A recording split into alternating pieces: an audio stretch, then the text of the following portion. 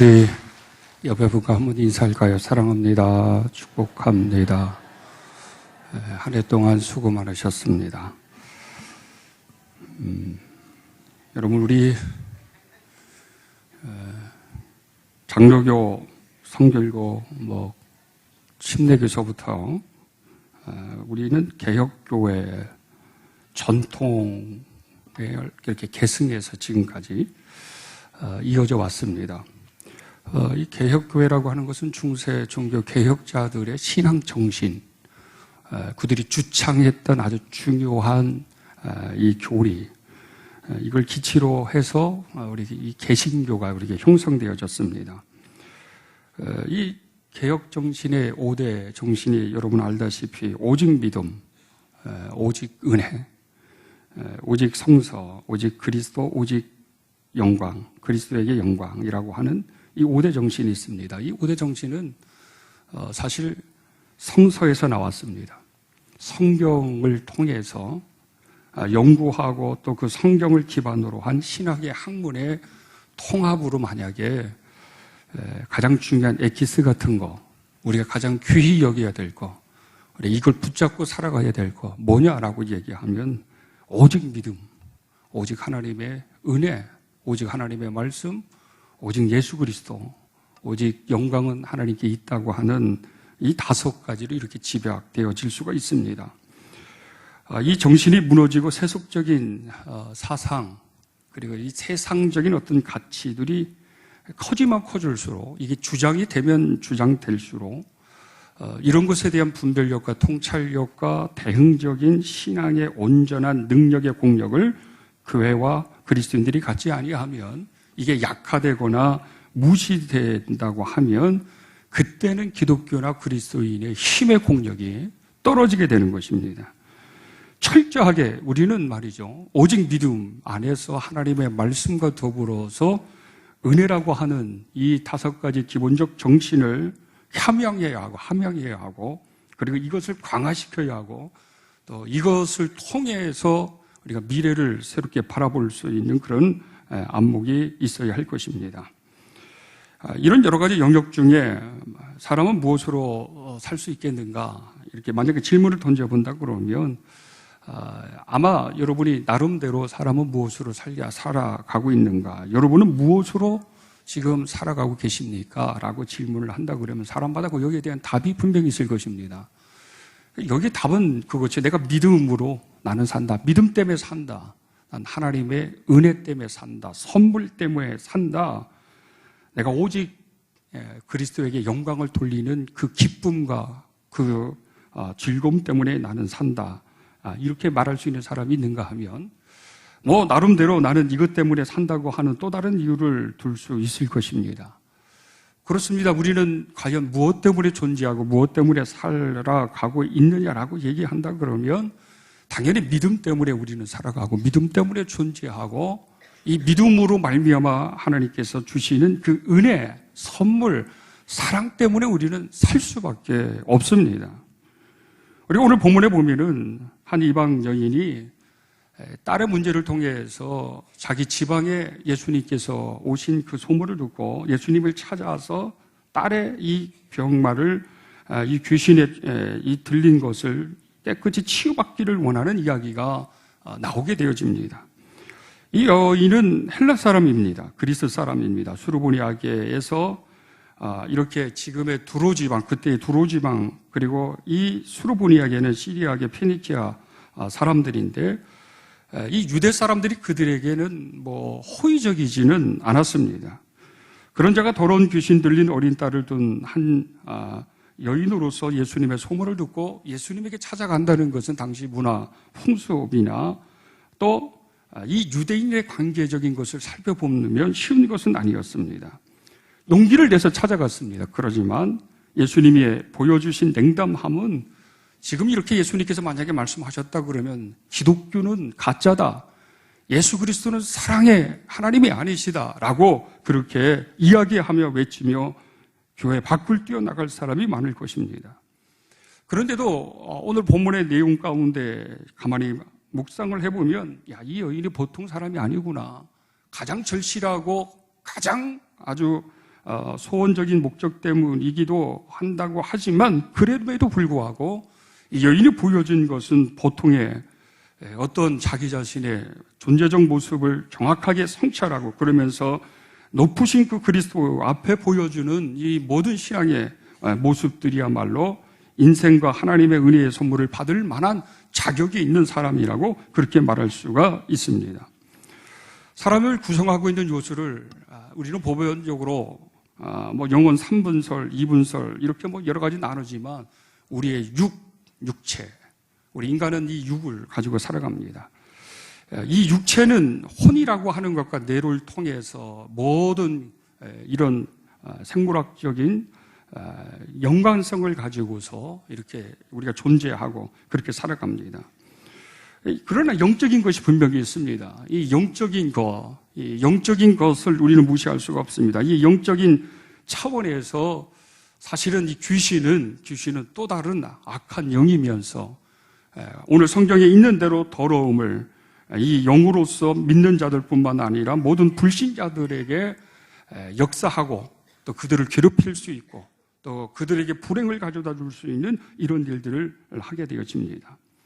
이 영적인 것이 사실 그리스도 영을 통해서 거룩하고 진리이시고 성결 가운데 속에 인격적인 영이신 새 생명으로 새롭게 태어난 사람들에게는 그리스도의 영이 있기 때문에 그리스도의 사람이고 이 그리스도의 영을 통해 건강한 자아와 건강한 인생의 삶을 소망 있게 살아갈 수가 있으나 만약에 이 더러운 영이 임하게 되어지면 건강함과 그리고 삶의 행복함과 소망적인 이런 것을 제대로 유지하고 자신의 것으로 삼을 수 없는 불행한 삶을 살아가게 되어집니다.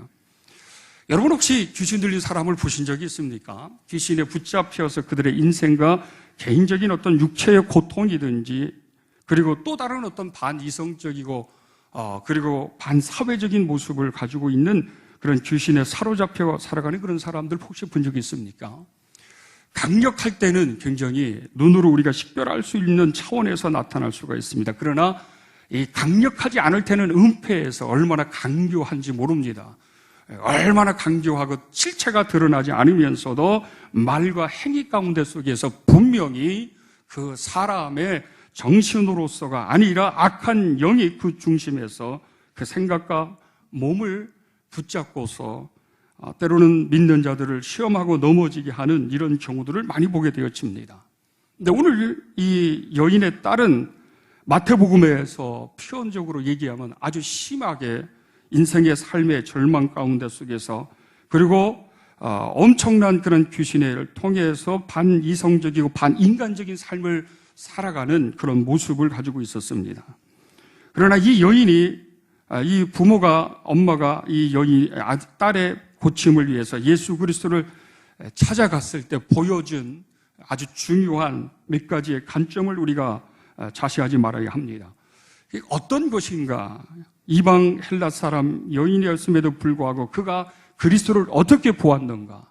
오늘 본문에서는 나와 있지 않지만 마태복음에서는 그를 하나님의 아들 그리스도로 다윗의 자손으로 그렇게 고백을 하고 있습니다. 이 여인이 그리스도를 본 것은 단순히 어떤 테마를 잘 일으키면서 병을 고치고 귀신을 쫓아내고 이런 어떤 차원으로서 예언자적인 관점에서 그리스도를 본 것도 아니고 의원으로 본 것도 아닙니다. 그리스도를 다윗의 자손, 하나님의 아들, 이 메시아라고 하는 이런 관점으로 그리스도를 보고 그에게 찾아온 것이었습니다. 우리 현대 그리스도인들의 영적인 절실함과 육적인 절실함이 있습니다. 어떤 사람은 아주 영적인 절실함 가운데 속에서 살아가는 사람이 있고 어떤 사람은 육적인 절실함으로 성공의 야망 그리고 그 속에서 무엇인가를 누리려고 하고 부요함을 함축하려고 하는 경쟁적 삶을 그렇게 살아가고 되어집니다. 때로는 이것이 충족되어지고 성취되어졌을 때 자존감도 자긍심도 높게 갖고 사회적인 활동도 왕성하게 하면서 나름대로 인본주의적인 강한 신념을 갖고 살아가는 모습을 갖게 되어집니다. 때로는 이것을 선한 영향력을 행사하는 그런 리더십이든지 그런 어떤 권력이나 그게 가지고 있는 그 모든 힘이 그렇게 나타날 때도 있지만 선하지 않는 영향력으로 나타나는 그런 모습으로 살아가기도 합니다. 그런데 이거와 전 이런 삶과 전혀 다른 삶을 살아가는 사람들이 있습니다. 그것에 별로 관심이 없어요. 세상적인 성공과 번영이든지 그리고 다른 사람보다 뭔가 차별적인 삶의 소망을 가지고 살아가기보다는 영적인 것에 관심을 가지고 살아가는 그런 사람들이 있습니다.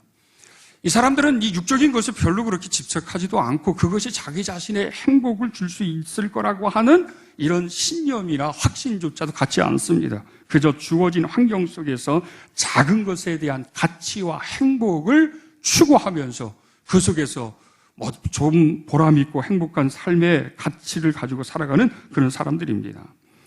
우리는 물론 그런 사람들의 유형 속에서 우리는 서 있지만 그래도 다른 것이 있다고 한다면 그리스도의 그런 영적인 은혜와 영적인 가치와 하나님의 뜻을 이루어가는 삶의 존재 속에 우리가 세워졌고 그것을 이루어가는 삶을 살기 때문에 또 그런 삶보다 조금 다른 유형이라고 말할 수가 있습니다.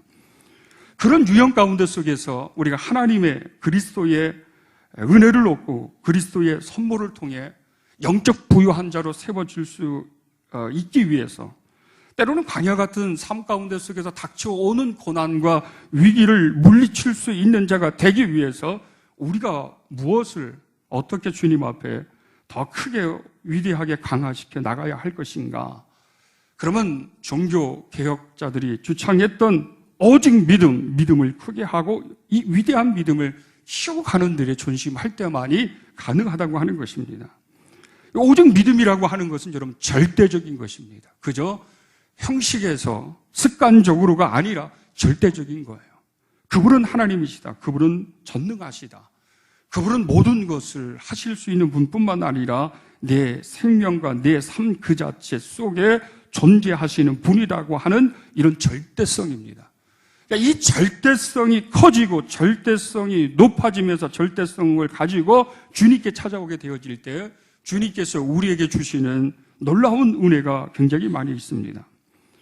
오늘 본문에서 이 여인이 주님을 찾아갔을 때는 말이죠. 절실하고 절대적인 이 두 가지의 요소를 다 가지고 찾아갑니다. 지금 절실해요. 내가 어떤 모욕을 당해도 괜찮습니다. 내가 개처럼 취급을 받는 존재로 인식되어져도 괜찮아요. 그럼에도 불구하고 절실한 것은 내 딸이 고쳐질 수만 있다고 한다면 나 하나쯤이야 모욕당하는 거, 내 존재 자체가 무시당하는 것은 아무런 상관이 없습니다. 아주 절실합니다. 그러나 이 절실함으로 끝나는 것이 아니라 여기에는 이 절실함을 이루기 위해서 절대적인 믿음이라고 하는 것이 여러분 동반되어져 갔다고 하는 사실입니다. 그래서 오늘 본문에 보면 예수 그리스도에게 찾아가서 예수의 소문을 듣고 곧 와서 그 발 아래 엎드렸다고 하는 이런 표현이 있습니다. 이 엎드림은 경배의 행위 속에서 높으신 분에 대한 존경과 그리고 그분의 권위와 능력을 인정한다, 내가 신뢰한다라고 하는 표현입니다.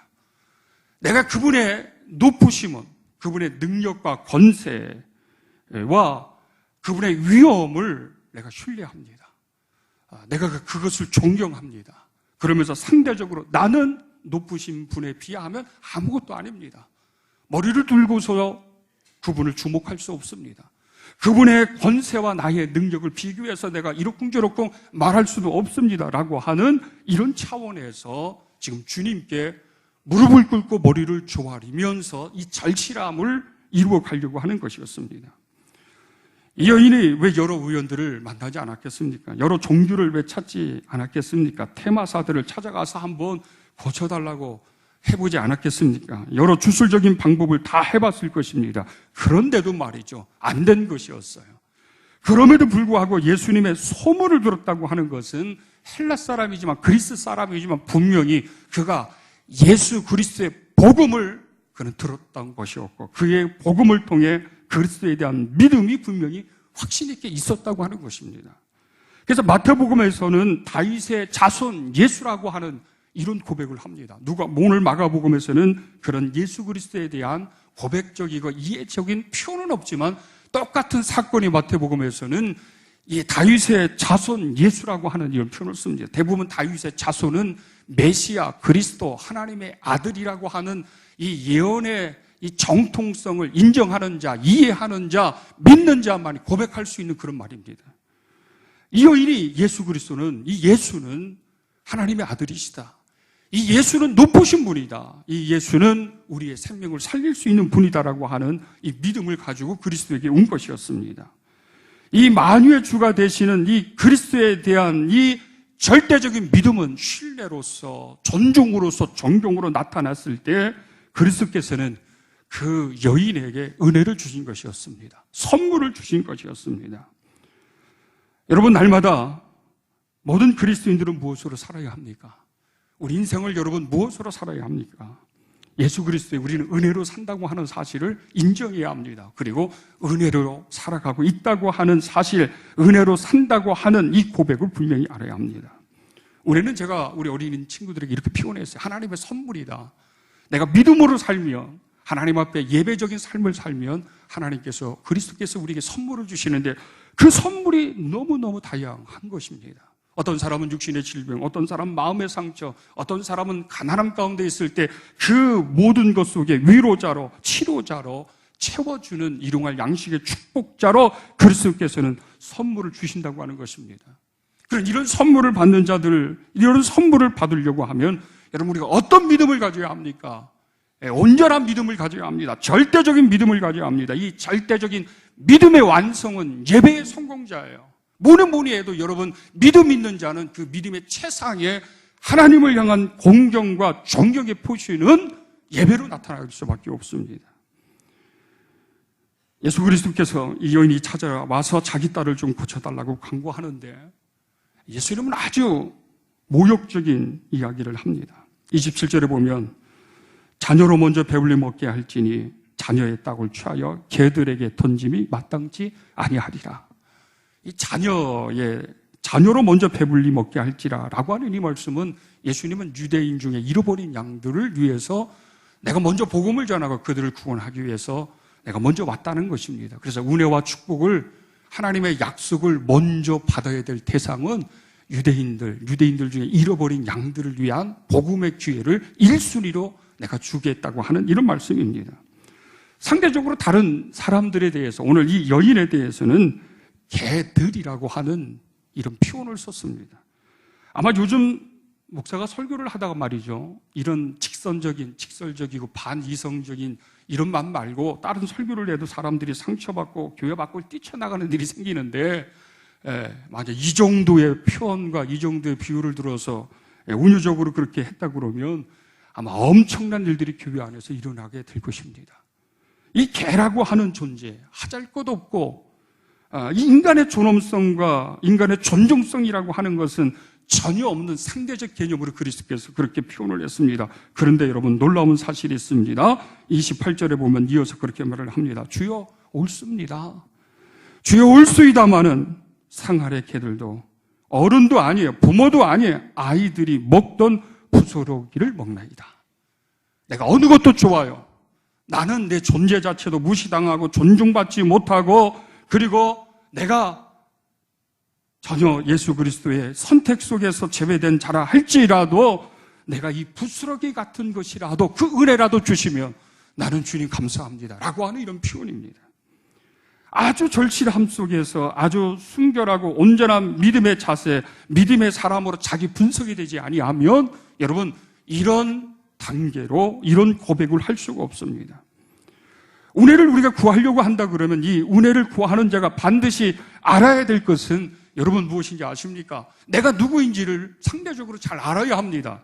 내가 누구인지를 잘 알게 되어질 때 내 자아가, 내 교만과 자만심이 완전히 비워지게 될 때 비로소 어떤 것이든지 주의 말씀이 생명의 말씀, 소망의 말씀으로 들려줄 수가 있어요. 옛날에 부흥강사 목사님, 한월산기도 이천석 목사님께서 설교 중에 반 이상은 욕이잖아요. 2년 전에는 보통이었어요. 이놈 저놈은 보통이었어요. 근데도 사람들은 아멘 아멘 합니다. 아니, 욕을 하시는 분이나 욕을 하는데 아멘으로 받아들이는 사람이나 어떻게 보면 다 똑같은 사람들, 정신 나간 사람들 아닙니까? 근데 여러분 왜 그게 가능합니까? 그 순간 말씀을 선포되어지고 그 집회 순간 속에서는 목사님이 전하는 의도를 목사님이 전하는 그 말씀 안에 신앙적 개념에서 이게 서로 간의 소통과 일치가 되어지니까 이게 가능한 거예요. 우리는 다 주님 앞에서 보잘것없는 존재이고 주님은 우리에게 높으신 분이고 존경을 받으셔야 되고 경배를 받으셔야 될 분이고 그분은 우리에게 사랑과 긍휼과 돌봄을 주셔야 되는 분이기 때문에 나는 은혜로 살아가는 나의 연약한 존재라고 하는 이 분석이 되어질 때 비로소 여러분 거침이 없는 것입니다. 부담스러움이나 여러 가지의 많은 내 스스로에 대한 어떤 내 자존감에 대한 상처적인 일들이 여러분 우리가 없게 되는 것입니다. 그렇기 때문에 이 은혜 속에서 세워지는 자가 되고 그리스도의 선물을 받으려고 하는 자가 된다고 한다 그러면 이 믿음 속에서 하나님의 은혜 안에서 내가 누구인지를 정확하게 잘 알 수 있어야 합니다. 내가 누구인지를 잘 알고 내가 주로부터 긍휼을 받고 구원을 받고 내가 주님으로부터 지지를 받아야 된다고 하는 이 존재적인 겸손함이 있을 때 진정한 예배자의 모습이 나오고 예배에 성공할 수 있는 그런 자가 될 수 있어요. 여러분 아십니까? 만약에 이러한 자기 자신의 분석 속에 겸손과 진실과 순결함이 없으면 모든 것이 다 그것이 신앙으로서 소화되지 않고 이해되지 않습니다. 설교가 은혜롭지가 않습니다. 설교에 대한 본문을 분석하고 옳으냐 그러냐 이런 차원으로 생각합니다. 여러 가지의 많은 거침이 되고 걸림돌이 될 때 마음에 때로는 그것이 분으로 미움으로 그렇게 나타날 때가 있습니다. 때로는 어떤 것이 나를 무시한다고 하는 그런 개념에서 받아들일 수도 있습니다. 그러나 여러분 그 모든 것들을 다 우리가 추월해서 비우고 비워서 어떤 것이든지 담을 수 있는 하나님의 사람이 되려고 한다 그러면 그리스도의 은혜와 절대적인 믿음이 없이는 여러분 불가능하다고 하는 사실을 알아야 합니다. 그래서 종교 개혁자들은 루터도 마찬가지, 루터도 그랬지만 오직 솔라 그라티아 우리가 은혜를 구하면서 오직 구원은 오직 은혜 속에서 되어지는 것이지 하나님의 선물이지 인간의 공로가 아니라는 거예요. 인간의 어떤 선을 통해서 이룰 수 있는 것이 아니라는 거예요. 그렇기 때문에 여러분 우리는 늘 감사하며 살아가는 존재다라고 하는 사실입니다. 만약에 이 어머니가 예수 그리스도의 이 말씀을 듣는 순간에 시험 들었다고 한다면 나만 장군처럼 순간적으로 뭔가 자기 자신을 무시하고 자기의 권위에 대해서 경멸하는 그런 어떤 불쾌감 가운데 속에서 그 마음의 중심이 무너졌다고 한다 그러면 그리스도의 은혜와 하나님의 선물을 얻을 수 없게 될 것입니다. 그런데 오직 내 자신이 그리스도의 빛 속에서 그리스도의 능력과 그의 권세 앞에 비춰져서 나의 모든 세속적이고 더럽고 추하랬던 모습들이 다 드러나고 다 드러남 가운데 속에서 그리스도의 보혈로 씻음 바가 되어지는 그 순간 속에서 찾아오는 것은 오직 주의 은혜로 살아가는 존재이다고 하는 사실을 우리가 고백하고 받아들일 수밖에 없습니다. 지금 이 여인은 그렇게 한 것입니다. 주여 나는 그런 존재입니다. 그러나 그런 존재이라 할지라도 어린아이들로 하여금 떨어지는 부스럭이라 할지라도 그것을 주신다고 하면 나는 감사하겠습니다.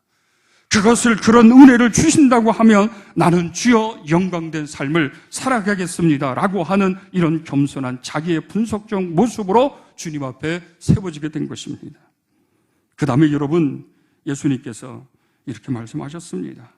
예수께서 이르시되 이 말을 하였으니 돌아가라 귀신이 내 딸에게서 나갔느니라. 그리스도께서 집을 찾아간 것도 아니고 안수한 것도 아니고 그리고 죽기를 쫓아내시는 이런 어떤 것들을 행하신 것도 아니었습니다.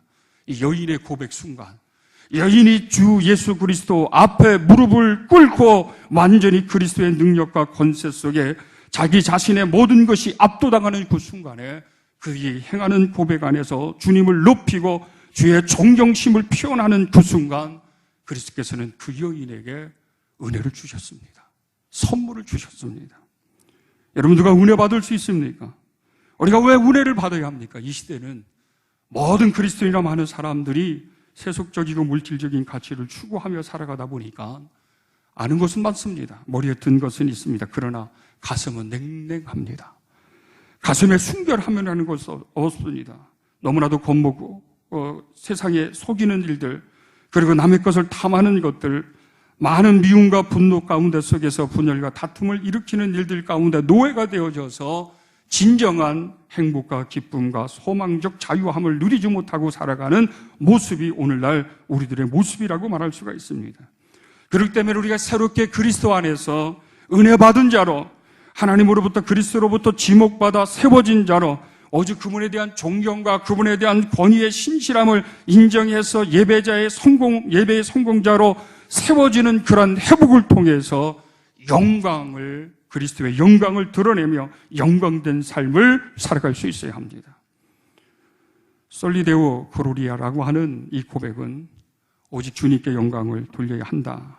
모든 영광이 주님께 합당하며 모든 영광은 그분에게 속해져 있다. 그분은 영광의 왕이시고 그러므로 다른 대리자나 다른 경쟁자에게 영광을 돌리는 것을 거부한다라고 하는 이런 신앙의 정신을 담겨져 있습니다. 우리는 하나님이 우리 교회와 또 우리 교회, 우리들의 이런 고백, 또 우리들이 그리스도를 따르는 그런 제자의 삶, 우리가 행하는 모든 설교나 가르치는 일이나 증거하는 일이나 이 모든 것 속에서 아버지께서는 영광과 존중을 받으시기를 원하십니다. 이 영광과 존중을 통해서 우리는 우리 나름대로 품이 있는 그리스도의 자녀된 삶을 살아갈 수 있습니다. 이제는 1순위가 세속적이고 세상적인 것이 될 수 없습니다. 오직 우리들의 1순위는 아버지의 거룩한 뜻을 이루며 그분의 영화롭게 하는 일이 우리들의 1순위가 되어야 합니다. 그러므로 우리가 이 세상에 무엇 때문에 살아가느냐라고 우리들에게 누군가가 묻는다 그러면 우리는 그리스도의 은혜 때문에 살아갑니다. 우리는 예수 그리스도의 사랑 때문에 내가 지금 버티고 있습니다. 내가 이 사랑 때문에 지금 버티는 것뿐만 아니라 앞으로도 온갖 고난과 환난을 당한다 할지라도 내가 그 사랑 때문에 내가 살아갈 것입니다 라고 하는 이런 고백과 이런 믿음의 확증을 가질 수 있어야 합니다. 여러분, 우리가 2020년에는 우리가 어느 해보다도 은혜를 구하는 해가 되시기를 바랍니다. 은혜로 살아가는 해가 되시기를 바랍니다. 이런 은혜의 역사가 여러분과 우리 교회와 가정 가운데 충만하기를 간절히 축원합니다.